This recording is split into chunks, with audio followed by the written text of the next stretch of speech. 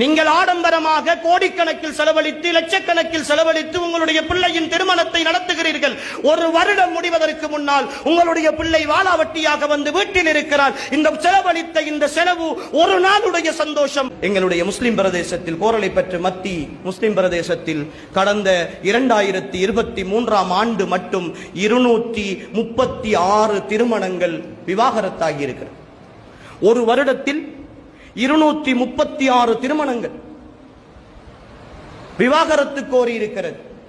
அவற்றில் பெரும்பாலானவை 18க்கும் 25 வயதுக்கும் உட்பட்ட திருமணங்கள். அவற்றில் அதிகமானவை ஒரு குழந்தையோடு 2 குழந்தைகளோடு இருக்கிற திருமணங்கள். அவற்றில் அதிகமானவை போதைப் பொருள் பாவனையோடு சம்பந்தப்பட்ட விவாகரத்து. இந்த சமுதாயம் அனுபவித்துக் கொண்டிருக்கிறது. நீங்கள் ஆடம்பரமாக கோடிக்கணக்கில் செலவழித்து லட்சக்கணக்கில் செலவழித்து உங்களுடைய பிள்ளையின் திருமணத்தை நடத்துகிறீர்கள்.